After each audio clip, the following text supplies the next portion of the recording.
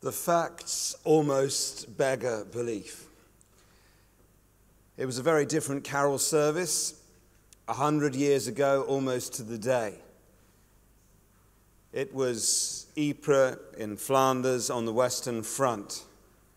And as you probably know, it was German voices that rose first to fill the night sky, singing together, Stille Nacht, Heilige Nacht. And then the British forces, hearing a carol that most of them didn't recognize at the time, reciprocated with the first Noel. And before long, by all accounts, across no man's land, bitter enemies were joining in harmony, singing together the carol with which we began our service here tonight. O come, all ye faithful. And as you know, after that, they dared to climb out of their trenches and walk, half terrified, half disbelieving the moment, towards one another, and they shook hands and they exchanged gifts and they buried their dead and they prayed together. And then, because it's England v Germany, they played football against each other. And I've looked into this at considerable length, and it seems incontrovertible that Germany beat England 3-2 without penalties. So depressing. But this wasn't a pre-planned stunt. In fact, it was disobeying orders, and yet spontaneously something broke out down, they think, about 2/3 of the Western Front held by the British Expeditionary Force that night. It wasn't a gimmick. It certainly wasn't an advert for a supermarket chain. It was a moment at which peace prevailed for a little while. It was a moment at which hope broke out in a living hell. Why? Because it was Christmas. And they knew, and we know, that the message of Christmas, the message of Christ, is that He alone can reconcile bitter enemies. He alone can bring hope in hell and light in the darkness. He is, as we just heard so beautifully read, a wonderful counselor, a mighty God, an everlasting Father. So shoppers are bustling past Harrods as we speak. And they're probably sipping some of them cinnamon lattes from red Starbucks cups. So festive. And some children are probably ice skating out in front of the Natural History Museum.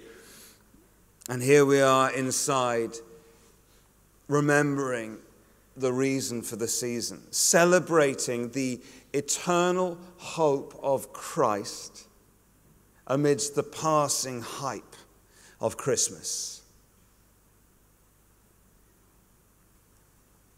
Speaking of hype, I remember Christmas when I was 7 years old. It was one of the worst, actually, of my life. And that's saying something, because when you're 7, Christmas is a very big deal. And I had been checking under the Christmas tree. I had been secretly going through the presents and finding the ones with my name on them. And I was thrilled to realize that I had the biggest pile of presents, bigger than either of my brothers. I'm the middle of 3, it figures. And the moment came, and I reached for my first present, and I ripped the wrapping paper off, and inside was the board game Battleships. Does anyone remember Battleships?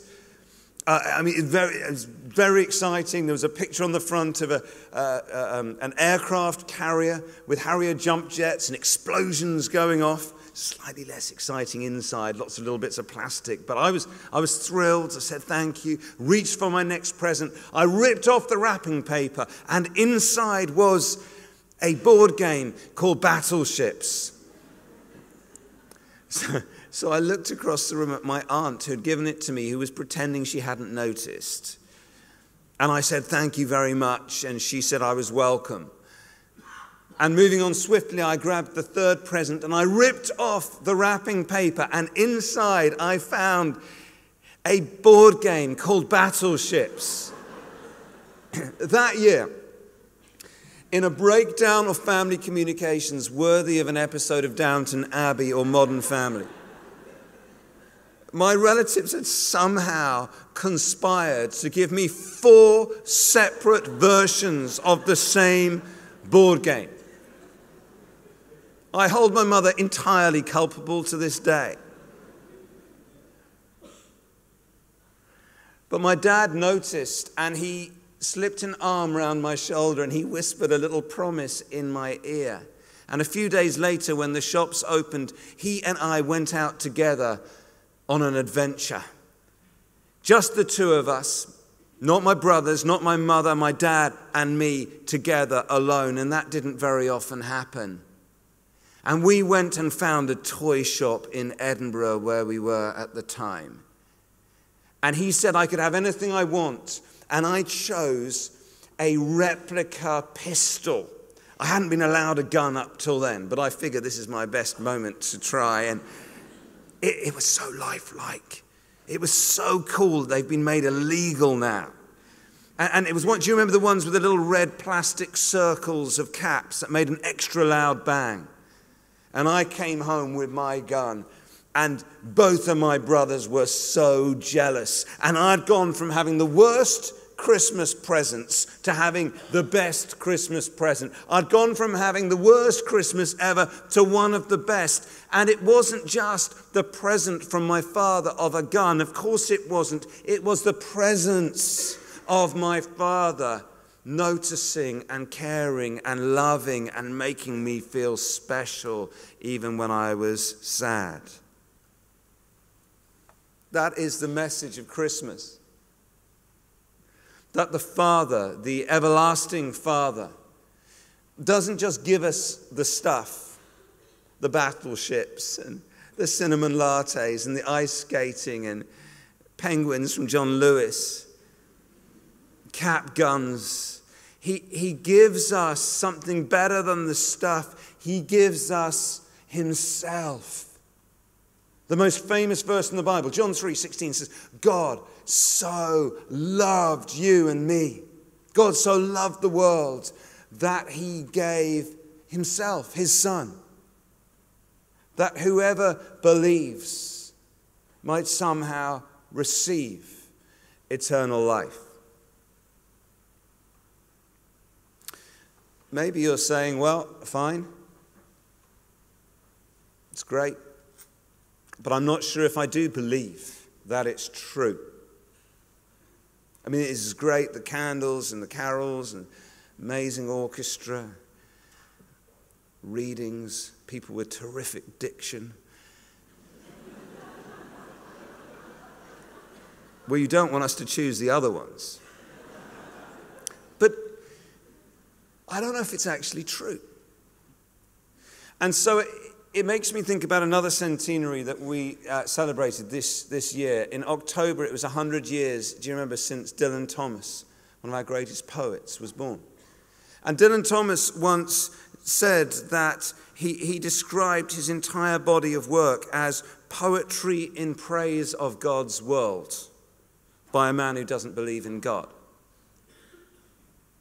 Maybe you feel a lot like that this evening, singing your heart out to these wonderful carols, praising the wonders of a God that you don't quite know if you believe. I'm quite sure that in those trenches on both the German and the English side, there were many soldiers singing, "O come, all ye faithful," whose faith had literally been shot to pieces.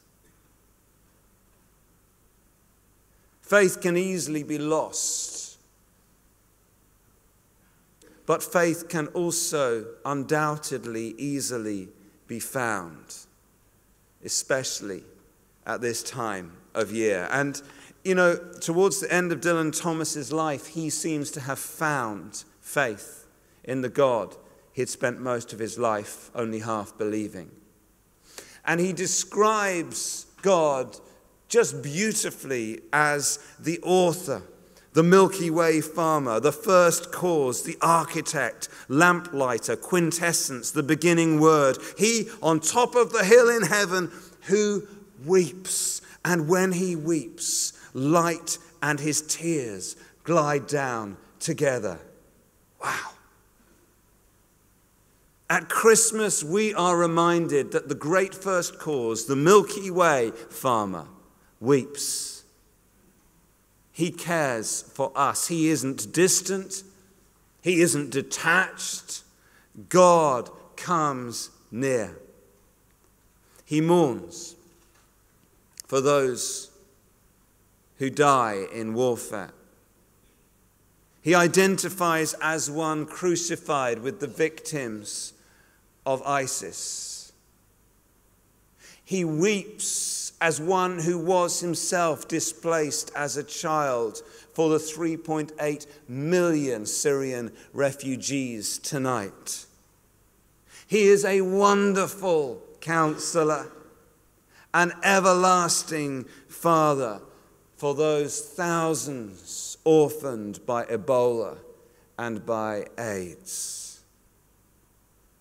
God, the Father, came in Jesus to suffer like us, with us, and ultimately instead of us. For soldiers on the front line,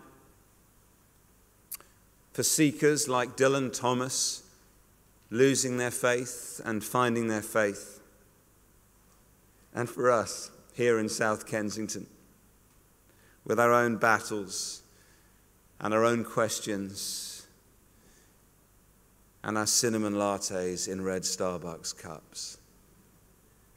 In the words of the carol, in this world of sin, where meek souls will receive him still, the dear Christ enters in. But of course, there is one more title given by the prophet Isaiah to Jesus, and it is perhaps more relevant this year than any other. He is a wonderful counselor, a mighty God, an everlasting Father. And what is that final title?